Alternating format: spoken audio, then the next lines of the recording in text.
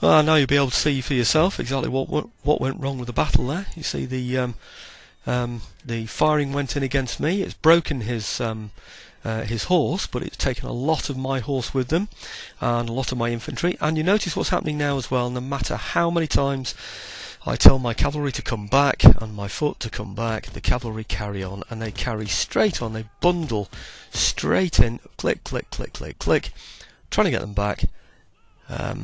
And I'm not sure if I even selected the cavalry there, but I certainly intended to select the cavalry there. But of course, as you can see what's happened, we've bundled straight in and we've lost our cavalry. So I'm now drawing up the infantry again, what's left of them, after firing into the back of them and losing out to his dragoons. Those dragoons seem really superior. I don't know what happened there. But anyway, once these chaps are out of the way, we should be able to get a shot in. I think I've changed those infantry now to being able to fire. Notice off to the left of the screen there, he's got more troops coming down there. We should just blow those away. I don't think we have a problem with those, because we've got quite a lot firing against them. Yeah. So everything he's throwing against us now is fine. It's all just a little bit of impatience, mixing up those cavalry and those infantry on that right hand side. You leave any kind of a gap like that and he's straight in there, because what he wants to do is cause the maximum amount of damage, even if it's total suicide. You know, in this game the AI is kamikaze, as simple as that. Whoa, let's go for it now. Okay, which in some ways you can understand. Some cavalry troops in particular would be like that, you know. But, okay, now some troops coming behind them. We should really have taken those out by now, those coming down there. Don't forget we've got light troops. I'm checking these now to see if they're shattered. People gave me very, very good advice to say that if they're shattered they won't come back, and of course that's all I want. I want to make sure they don't come back onto the battlefield.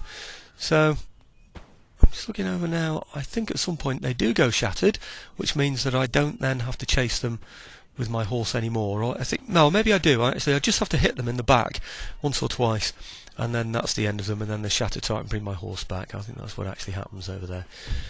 Okay, it's only been about 6 hours since I played this, but maybe a little bit more. But you know, I fought other battles and other encounters which you will be seeing in the meantime, and they sort of all sort of roll into one a bit, really. So I'm trying to get a bit of a flank in here. I am aware that he's going to have other troops on this field. If you remember, he had some light troops, some light infantry. They'll be concealed, and they're going to suddenly appear, aren't they, and cause me some trouble. Now, of course, I'm getting close now. I'm bringing my infantry close enough that my howitzers are going to perhaps interfere, perhaps even hit my own troops there. So we'll see. I think we should get a fair amount of flanking fire on there, and that should break them fairly quickly, which means that they won't come too close to my howitzers. If they do get too close to my howitzers, like I said, then not to my howitzers rather, get too close to my troops, then my howitzers will hit my own troops. So anyway, so that's the first lot gone. There's another lot behind them. I'm sure there are other troops on this field, and I can't remember exactly what they are now, but certainly there are light troops. I don't know actually if he's got there they are.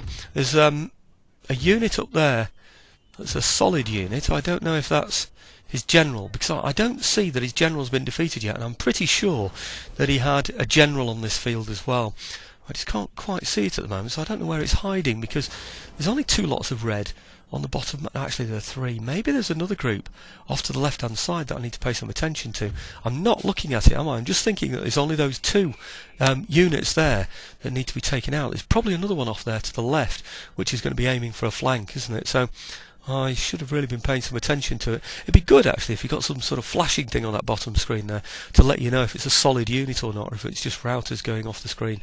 There's probably a way of identifying it, it's just that I can't figure it out yet. But no, they're definitely routing, aren't they? So there's nothing else there that's going to cause any trouble, is there? There's just the light infantry that should appear from their hidden positions fairly soon, I would have thought. So really what I now need to do is redress my line and prepare to take on that light infantry wherever they might appear. Oh, we're still getting some hits in there. Now, they're the general's bodyguard. I don't know where they appeared from, or I don't know. Maybe they were one of those that routed and now they've come back. I'm not too sure. But anyway, that's not such a bad thing, because we do want to shatter him, or we want to kill his general. We want to do one or the other in order to stop the bodyguard coming back. The general's bodyguard won't come back if the general's figure has been killed, of course. So let's see if I can get some shots in against the... now we're forming again. Same situation, isn't it? He's seen an opportunity. He's seen the fact that we're not fully formed up, so he's thinking, right, we can hit him before he gets into position. They'll take fire, they'll destroy themselves completely in order to achieve it, but they'll still go in. They'll try and find a flank on the edge of there, and of course I can't form square with those troops, so he's going in there, isn't he? So I'm going to bring my horse round to hit him in the flank. Now, he seems to have found a flank, doesn't he? And he's really wavered those infantry there. Oh no, that's the killer blow, isn't it? I remember that now. My howitzer was trained on his general's bodyguard, weren't they? I was expecting him to stay at a distance, you see, but he saw that opportunity with that unformed unit, and he's managed to achieve two things. He's destabilised the unit and trained my own artillery on it, which is a pretty smart move, but... Anyhow, at least it should mean that the general doesn't come back on the field, and ultimately that's what this is all about. It's making sure that we don't get any other problems from British troops from behind our lines, destroying our economy. But, what I now need to do is look out for that group of light infantry. They should be appearing fairly soon. Sometimes they only appear when everything... no, I'm just seeing something there slightly to the left in front of me. I'm wondering if maybe that's it. Can't really pick out the flag from here. It does look like there's something there that's solid. I know they come on. I do know there's a group of light infantry that do appear. Very good advice that they gave to me about being shattered, by the way. It really was. At one time I'd have chased everything off the field, and I'd often run into concealed infantry or into spikes that light infantry had left down to trap me on, which they certainly would do. I mean, what would have happened is that cavalry, General's cavalry, would have routed straight across those light infantry if I'd have chased him. And the light infantry, you can bet, would have dropped stakes, and I'd have gone straight over them and lost another cavalry regiment because of that. But anyway, reforming the line now so that we can face him directly. So when he comes towards us, we should be able to get fire from about 3 or 4, hopefully even 5 different units, all in at the same time. But we shall see. Okay.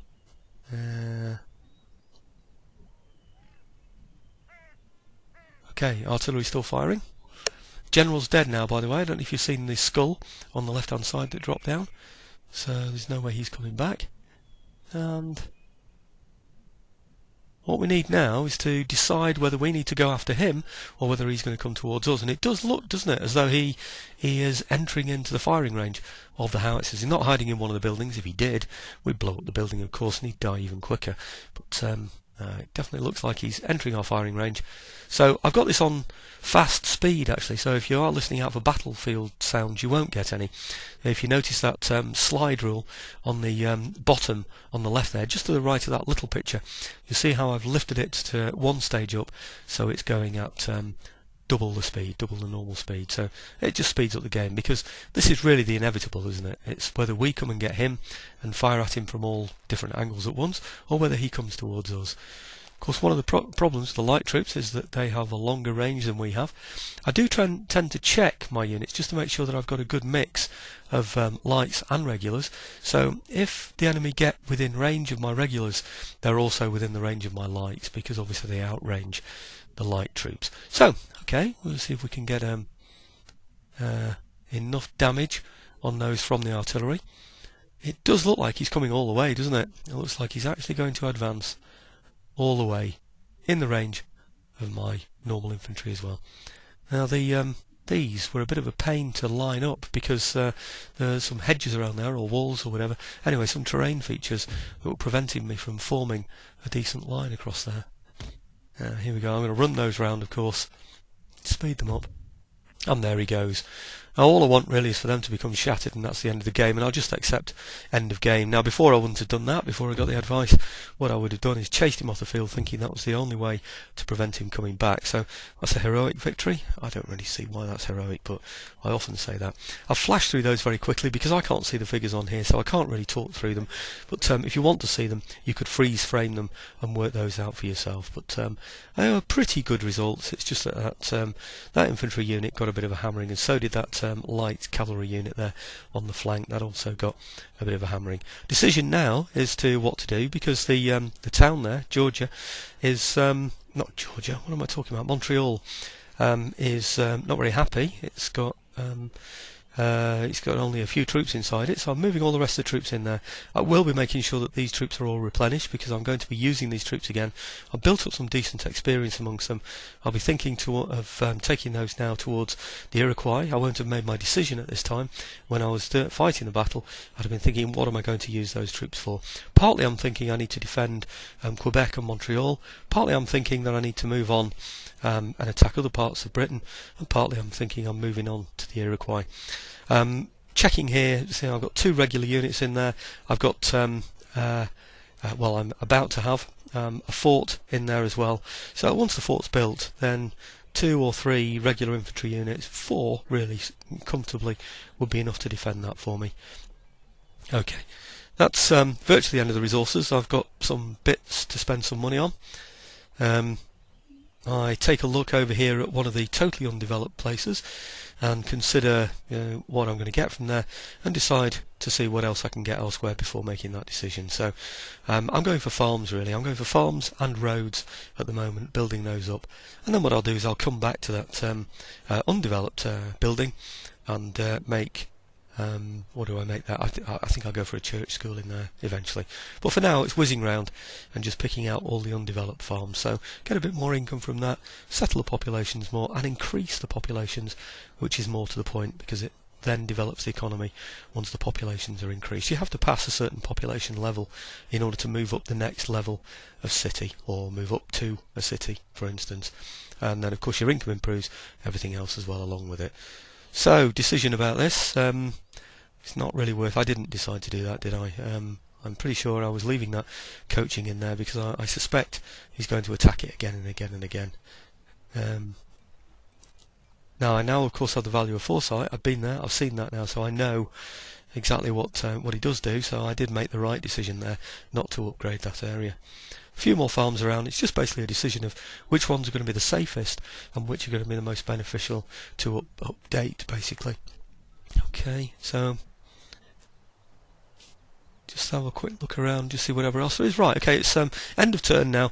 I've whizzed through these. What I've done is I've edited out all those nations that really aren't going to do anything significant in the game. I do need to watch the British. See how they've blocked the French port there, so that will stop completely all trade to France, which is going to be my major trade ally, my major trade partner. They're certainly my main ally. And then I'm going to look at the Spanish as well for the usual reasons. I want to see what they're doing, see if they've got any ships around that can threaten. You see they're taking on the British, or rather blockading them. That means that less is going to be coming out of there, so there's less for me to steal from the British with my ships when I get them into position. Okay, I've got the bayonet drill now, which is great news. Giving me more chance of fighting the Indians hand to hand. I'm going for reorganised procurement.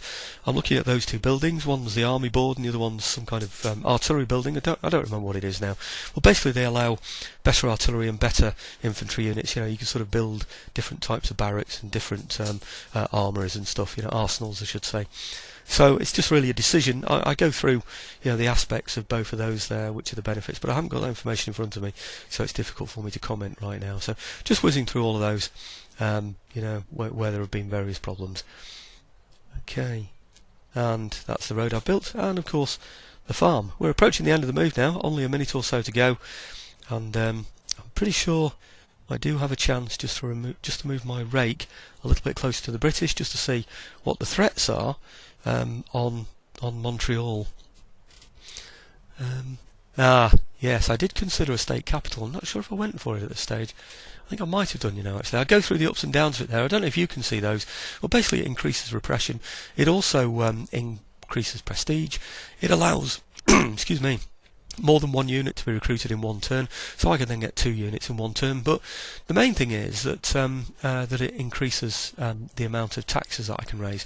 I think it's by about something like 9% or something. It's pretty good, up from 24 up to 30 something, so it's pretty nice to have. Okay, and here I go for the church school. That's what I thought I went for. Okay, now just have time now, I think, to move the... That's it. Just have time to move the rake. I want to move him fairly slowly in bits at first, just to see if anything's coming down that way. If not, we'll just move on up just to see what he's got in that town up there.